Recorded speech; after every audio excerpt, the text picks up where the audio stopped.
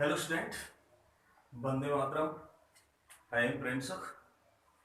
जैसा कि मेरी ये कंटिन्यूस क्लास चल रही है और उसमें ये मेल जो फ्लावर का मेल पार्ट है उसका एक टॉपिक चल रहा था और मैंने नेक्स्ट इसमें पढ़ाया था आपको, यानी स्ट्रक्चर ऑफ माइक्रोस्पोर ये पढ़ाया था। आज का ये टॉपिक है dehiscence of anther and structure of male gametophyte. ये समझेंगे हम। डिसेंस एंथर का डिसेंस कैसे होता है, तो इसके लिए मैंने ये डायग्राम बना रखा है और इससे पहले मैंने एंथर की पूरी स्ट्रक्चर आपको बता दी है। तो उसमें देखो बेटा, ये सबसे बाहर वाला जो लेयर होती है वो एपिडर्मिस होती है इसमें, और उसके बाद एंडोथीशियम होती है। एंडोथीशियम में अल्फा सेलुलोज का एक डिपोजिशन मैंने बताया था। उसके बाद मिडिल लेयर होती है और उसके बाद होती है टेपिडम। लेकिन जब मैच्योर हो जाता है ये एंथर, तो उसमें केवल 2 लेयर पाई जाती है।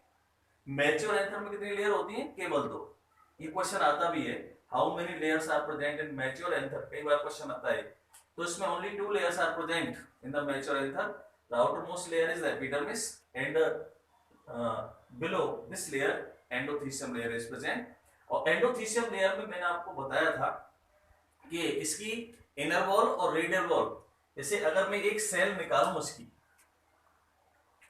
इसकी एक सेल निकाल करके इधर मैं आपको समझाने की कोशिश करूं। जैसे ये सेल है एंडोथीशियम की एक, तो इसमें ये रेडियल वॉल, ये वाली ये रेडियल वॉल हो गई और ये हो गई इनर वॉल। ये तो होती है थिक। क्यों होती है थिक? क्योंकि इसमें अल्फा सेलुलोज का डिपोजिशन पाया जाता है। और ये बाहर वाली जो लेयर होती है, आउटर लेयर, ये होती है थिन। इस पर अल्फा सेलुलोज का डिपोजिशन नहीं पाया जाता। तो जब जैसे मैच्योर हो जाता है, मैच्योर होने के बाद इससे डिसेंस होता है, और डिसेंस में होने से पहले इसमें बहुत सारे चेंजेस होते हैं। तो इसमें सबसे पहला जो चेंज होता है वो होता है मिडिल लेयर डिसअपियर हो जाती है।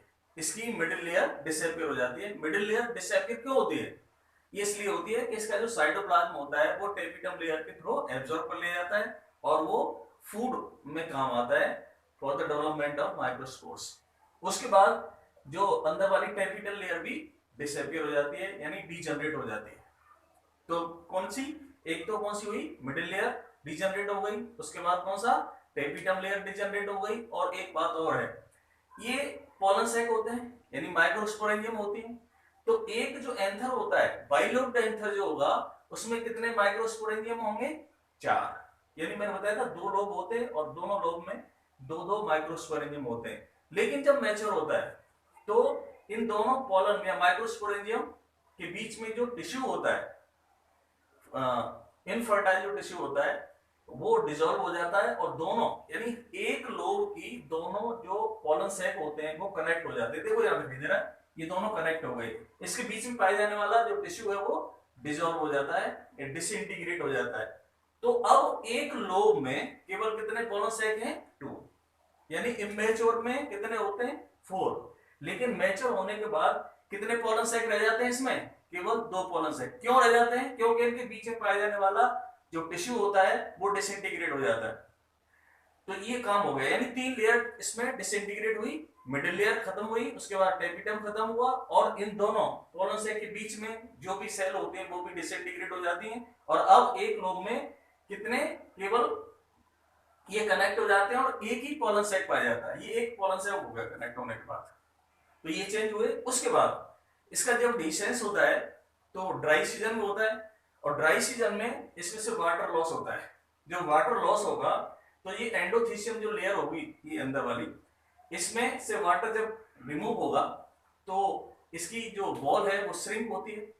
लेकिन जो रेडियल वॉल और इनर वॉल, इसमें अल्फा सेलुलोज के फाइबर्स पाए जाते हैं, ये श्रिंक नहीं होती है। और ऊपर वाली जो पतली थिन लेयर होती है वो श्रिंक होना शुरू हो जाती है। तो ये अंदर की साइड में इनवेजिनेट हो जाती है। जैसे ये तो थिक लेयर होंगी, ये ज्यादा श्रिंक नहीं होती, तो ये लेयर ऐसे ये श्रिंक हो जाएगी। ऐसे ही ये सारी जो लेयर है वो श्रिंक होना शुरू हो जाएगा। जब ये लेयर श्रिंक होंगी, अंदर की साइड में खिंचेंगी, तो एक टेंशन डेवलप करती है, एक खिंचाव डेवलप करती है। और ये खिंचाव यहां पहुंचते पहुंचते कहां पहुंच जाता है? मैंने बताया था कि जहां पर एक लॉन्गिट्यूडनल ग्रूव होती है उस जगह पर जो एंडोथीसियम होता है उनकी सेल में अल्फा सेलुलर डिपोजिशन नहीं पाया जाता। उन सेल को क्या बोलते हैं? स्टोमियम, स्टोमियल सेल बोलते हैं। स्टोमियल सेल की यानी किसी भी वॉल पर कोई भी थिकनेस नहीं पाई जाती। तो ये जो टेंशन है यहाँ डेवलप हो जाता है डेवलप। उसके बाद ये जो स्टोमियल सेल होती है वो वर्स्ट हो जाती हैं, फट जाती हैं, और फटने के बाद इसमें से पोलन ग्रेन बाहर निकल जाते हैं। तो इस तरह से ये डिhiscence होता है एंथर का। तो इसमें जो इंपॉर्टेंट बात ये थी, क्वेश्चन जो आते हैं वो मैच्योर एंथर में कितनी लेयर होती हैं? 2 लेयर होती है, एपिडर्मिस और एंडोथीसियम होती हैं। और दूसरा मैच्योर जो एंथर होता है उसके एक लोब में कितने पोलन सैक होते हैं? 1 हो जाता है, ये क्वेश्चन आता है। और इनका जो डिhiscence होता है वो स्टोमियम सेल से होता है, क्योंकि स्टोमियम सेल पर अल्फा सेलुलर का डिपोजिशन नहीं पाया जाता। तो अधिकतर जो प्लांट होते हैं उनमें डिhiscence लॉन्गिट्यूडनल होता है। जैसे ये एंथर है, ये एंथर हो गया, और इसके ये 2 लोब हैं, दोनों लोब लॉन्गिट्यूडनली स्प्लिट हो जाते हैं इस तरह से। ये लॉन्गिट्यूडनली स्प्लिट हो गए और उसमें से ये पोलन ग्रेन्स रिलीज हो जाते हैं अधिकतर प्लांट में। जैसे कैप्सेला है और उसके बाद मालवेसी फैमिली है, सभी में लॉन्गिट्यूडनल होता है। गॉसिपियम है लॉन्गिट्यूडनल। लेकिन कुछ ऐसे प्लांट भी होते हैं इसमें ट्रांसवर्स होता है, जैसे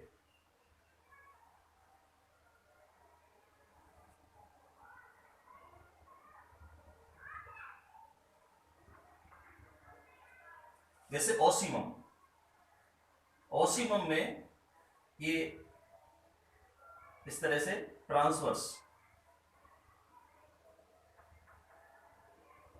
ट्रांसवर्सली स्प्लिट हो जाते हैं और इसमें से पोलन ग्रेन बाहर निकल जाते हैं।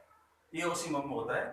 कुछ ऐसे प्लांट भी होते हैं जिनमें वॉल्वेट यानी वाल्व के फॉर्म में निकलते से, ये किस में आएगा? Ocimum, Ocimum. और कुछ ऐसे प्लांट होते हैं इनके जो एंथर है उनमें बाल यानी कपाट बन जाते हैं। जैसे ये यूं इस तरह से अलग हो जाता है और यहाँ एक अपर्चर बन जाएगा इसमें यहाँ, और इसमें से पोलन ग्रेन बाहर निकल करके रिलीज हो जाते हैं। ये किस में होता है? बरबेरी, बरबेरी प्लांट में इस तरह से ये वाल्व बन जाते हैं, ये वाल्व। फिर नेक्स्ट होता है अपर्चर। कुछ प्लांट ऐसे भी होते हैं जिनमें ऊपर की साइड में जो पोलन ग्रेन्स है, इसमें सॉरी एंथर है, एंथर के ऊपर यहाँ अपर्चर बन जाते हैं, अपर्चर से ये रिलीज हो जाते हैं। जैसे सोलेनम नाइग्रम, सोलेनम नाइग्रम। तो ये हो गया एंथर का डिhiscence। तो ये टाइप है, कुछ टाइप जो होते हैं डिफरेंट टाइप प्लांट में, ये इसकी मैकेनिज्म थी। और इसी के साथ अब इसमें से जो पोलन ग्रेन है वो बाहर रिलीज हो जाते हैं।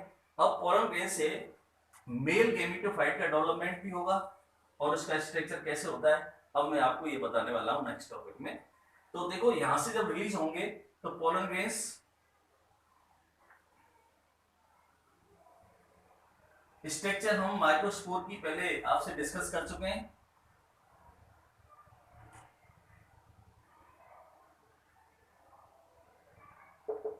ये पोलन ग्रेन्स इससे रिलीज हो गए। अब इससे जो मेल गैमेटोफाइट का डेवलपमेंट होगा तो उसमें 2 स्टेज होती हैं। एक तो होता है यानी पोलन ग्रेन से मेल गैमेटोफाइट का डेवलपमेंट 2 स्टेज में कंप्लीट होगा। एक तो होता है pre pollination, pre pollination event.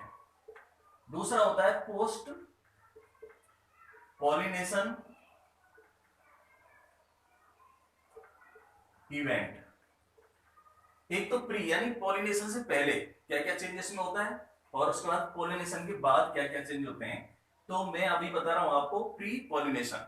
तो प्री पॉलिनेशन में सबसे पहले इसमें इसका जो न्यूक्लियस होता है वो डिवाइड करता है। इसमें माइटोटिक डिवीजन होगा। कौन सा? माइटोसिस। माइटोसिस डिवीजन से इसका जो न्यूक्लियस है वो 2 अनइक्वल यानी अनइक्वल माइटोटिक डिवीजन होता है। और जब डिवीजन होता है तो इसमें एसिमेट्रिकल स्पिंडल फाइबर का फॉर्मेशन होता है। इसी ये है, ये अंदर से पॉइंटेड होते हैं, एसिमेट्रिकल स्पिंडल फाइबर बनेंगे इसमें। और एक छोटा न्यूक्लियस और एक बड़ा न्यूक्लियस का फॉर्मेशन होता है। अनइक्वल डिवीजन होता है तो जो स्मॉल न्यूक्लियस होता है, स्मॉल न्यूक्लियस जो होता है वो बनता है पेरीफेरी की तरफ, और एक इरेगुलर लार्ज न्यूक्लियस जो बनता है वो बनता है सेंटर की तरफ यूं। तो इसमें अब वाई न्यूक्लियोटाइड स्टेज हो गई, और वाई न्यूक्लियोटाइड स्टेज में ये न्यूक्लियस कितने होते हैं, अनइक्वल होते हैं। तो ये जो इरेगुलर है इसको वेजिटेटिव न्यूक्लियस, और ये जो स्मॉल होता है इसको बोलते हैं जनरेटिव न्यूक्लियस। इसको ट्यूब न्यूक्लियस ही बोल देते हैं। अब इस न्यूक्लियस के चारों तरफ एक बॉल का फॉर्मेशन हो जाता है, तो इसमें दो सेल बन जाती हैं। एक तो लार्ज सेल बनती है, लार्ज सेल को वेजिटेटिव सेल बोलते हैं, और स्मॉल जो सेल बनती है उसको कहते हैं हम जनरेटिव सेल। तो अब ये धीरे धीरे ये जो बॉल है, जो लेंटिकल जो सेल थी वो इससे अलग हो जाएगी, और अब ये इसके साथ रिलीज होकर के ये स्पिंडल शेप यानी जनरेटिव सेल स्पिंडल शेप बन जाती है। और ये वेजिटेटिव सेल का जो न्यूक्लियस होता है वो इरेगुलर शेप का होता है, लार्ज होता है, और इसमें यहां ये एक्साइन हो गई। अब ये मैच्योर पोलन ग्रेन का फॉर्मेशन हो गया। तो लगभग मोर देन 60% जो एंजियोस्पर्म प्लांट होते हैं उसमें 2 सेल्ड स्टेज में पॉलिनेशन होता है, और बाकी के जो होते हैं उनमें 3 सेल्ड स्टेज में पॉलिनेशन होता है। उन प्लांट में होता क्या है, ये जो जनरेटिव सेल है ये फर्दर डिवाइड हो जाती है, और डिवाइड होने के बाद 2 मेल गैमीट बना लेती है, तो वो 3 सेल्ड हो जाती है। लेकिन ज्यादातर जो प्लांट होते हैं, most of the angiosperm plant, pollination takes place in 2 celled stage. तो these cells are vegetative cell, ये लार्ज होती है, और दिस इज जनरेटिव सेल, ये स्मॉल सेल होती है। तो इसमें 2 सेल बन जाती हैं, और ये जनरेटिव सेल इसके अंदर फ्लोट करती रहती है, स्पिंडल शेप होती है। लार्ज सेल, इसका साइज जो न्यूक्लियस होता है वो रेगुलर होता है। इसमें आरएनए का अमाउंट ज्यादा होता है, इसमें आरएनए का अमाउंट कम होता है, लेकिन डीएनए का अमाउंट दोनों बराबर होता है। ये क्वेश्चन है, यानी ये लार्ज सेल है तो इसमें आरएनए का अमाउंट ज्यादा होगा, इसमें फूड का स्टोरेज भी रहता है। लेकिन जो जनरेटिव सेल होती है इसमें आरएनए कम मात्रा में पाया जाता है, लेकिन डीएनए का अमाउंट दोनों सेल में बराबर होता है। अब इसके बाद ये पॉलिनेशन हो जाता है। तो पॉलिनेशन के बाद अब इसमें जो स्टिग्मा पर पहुंचने के बाद इसमें होगा पोस्ट पॉलिनेशन इवेंट, यानी इस स्टेज में इसमें पॉलिनेशन होगा। अब पोस्ट पॉलिनेशन, जब स्टिग्मा पे पहुंचने के बाद ये पोलन ग्रेन्स मॉइस्चर और शुगर एब्जॉर्ब करते हैं, और एब्जॉर्ब करने के बाद इनमें एक प्रेशर डेवलप हो जाता है, और प्रेशर डेवलप हो जाएगा तो जो इंटाइन होती है वो जर्म पोर से बाहर निकल करके और एक ट्यूब का फॉर्मेशन करती है, उसको कह देते हैं हम पॉलिनेशन ट्यूब। यानी उसमें ट्यूब, और ट्यूब के अंदर सबसे पहले देखो मैं बता देता हूं डायग्राम। तो ये पोस्ट पॉलिनेशन इवेंट आपको बता रहा हूं मैं। पॉलिनेशन के बाद ये जो पोलन ग्रेन्स होते हैं वो मॉइस्चर एंड शुगर कहां से ये एब्जॉर्ब करते हैं, और ये एब्जॉर्ब कहां से करेंगे, स्टिग्मा से करते हैं। स्टिग्मा से एब्जॉर्ब करने के बाद जब इनमें प्रेशर होगा, और प्रेशर से इसमें से एक ट्यूब बाहर आ जाती है, इसको पोलन ट्यूब कहते हैं। और पोलन ट्यूब में पहले कौन सा न्यूक्लियस आएगा, पहले आता है वेजिटेटिव न्यूक्लियस, यानी एपेक्स पोजीशन पर सबसे पहले वेजिटेटिव न्यूक्लियस एंटर करेगा, और ये एपिकल पोजीशन एक्वायर कर लेता है इसकी। और उसके बाद इसमें जो मेल गैमीट यानी जनरेटिव जो सेल है वो एंटर करती है, और एंटर करने के बाद इसमें डिवीजन हो जाता है, माइटोटिक डिवीजन। और माइटोटिक डिवीजन के बाद इसमें 2 मेल गैमीट का फॉर्मेशन हो जाता है, ये 2 मेल गैमीट्स बन जाते हैं, और ये होता है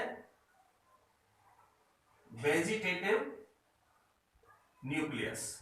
देखो वेजिटेटिव न्यूक्लियस क्या करता है इसमें, वेजिटेटिव न्यूक्लियस तो इस पोलन ट्यूब के फॉर्मेशन, इसकी ग्रोथ और इसके मूवमेंट को कंट्रोल करता है। और ये जो मेल गैमीट हैं वो फीमेल गैमीट के साथ फ्यूज करते हैं।